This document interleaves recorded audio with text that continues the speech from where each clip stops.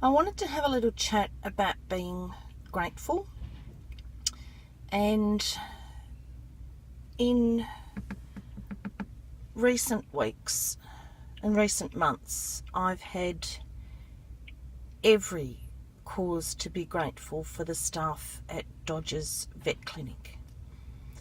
And I've agonised over going back into the clinic, kind of because of what it represents, but I need to be grateful. I need to be thankful.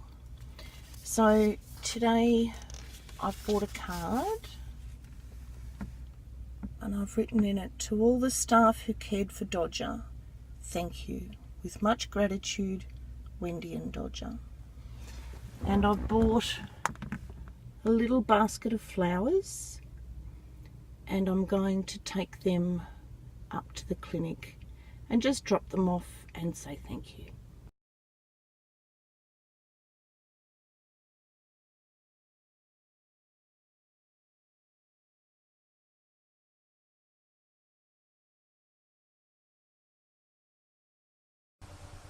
So it was really contemplative and actually a bit hard and a bit scary because I had to confront something that was quite painful.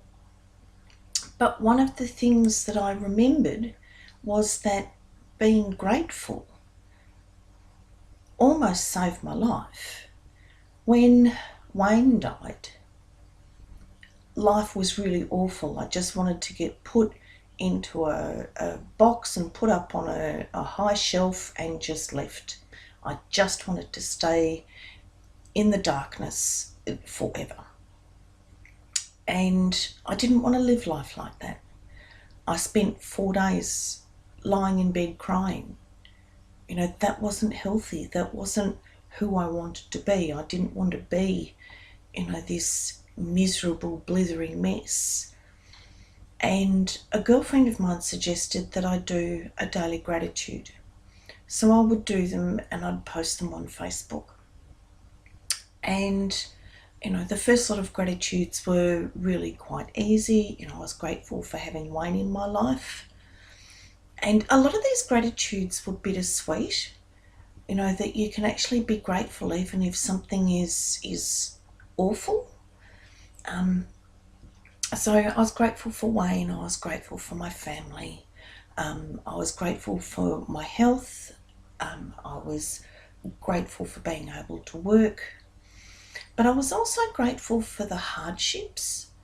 I was grateful for having to get glasses. I wasn't complaining that I had to wear glasses.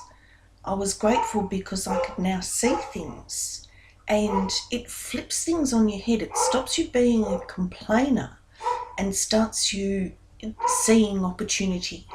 And I think that's what being grateful does. It actually allows you to see opportunity, whereas if you focus on the negatives and you complain, then all you're doing is complaining. You're not even thinking that there's an opportunity. And so when I started to run out of things I could be grateful for, I started thinking about my whole day and what the day entailed and what I could be grateful for. And I can remember going to a family on Christmas Eve. The mum had 2 disabled children and she went out on Christmas Eve, and I read these children and the night before Christmas. And I just kept on thinking that I was grateful that my son didn't have a disability. And yes, he'd had a head injury, but he's 99% recovered from it. There really isn't anything that he can't do. And I was grateful that I was able to share and provide some joy to these children. And I was grateful that we actually have the services here in Australia to provide the mum a bit of respite. Christmas Day was going to be really big for her. she was, the kids were going to be all hyped up. She had one child with severe autism, and she's hard enough to work as it is. And I was just really grateful. And so for something, I could have flipped it on the other side, and I could have said, you know what? It's Christmas Eve. What am I working for? And this mum's going out. Why isn't she spending Christmas Eve with her kids? I could have really flipped it on its head and been angry about it. And we've got a lot of things in this world that we can be angry for. Am I angry because I had to put Dodger down? No, I'm actually really grateful that I got to spend an extra couple of months with him in relatively good health. Pardon me.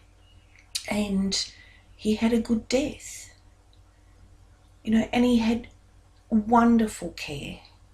The entire time that they were looking after him.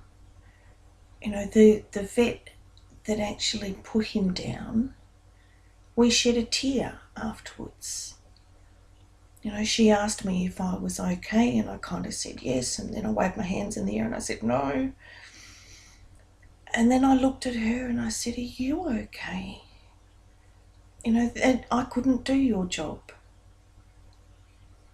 And the tears were welling up in her eyes, and she said it was the second animal she had to put down for the day.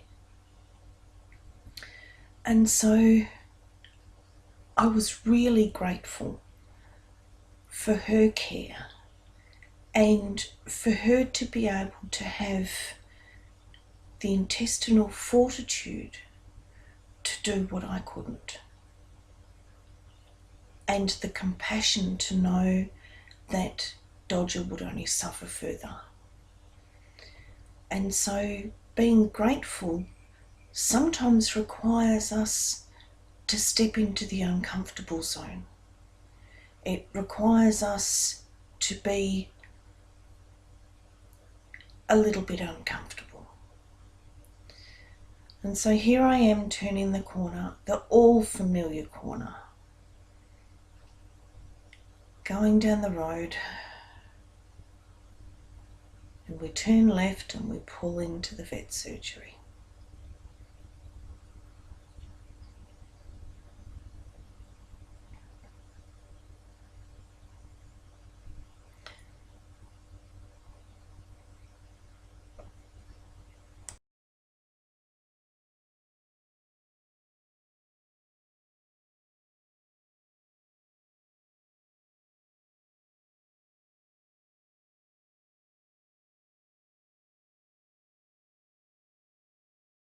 It feels really weird being here at the vet clinic without a pussycat. But I need to do this. I need to say thank you. I need the closure.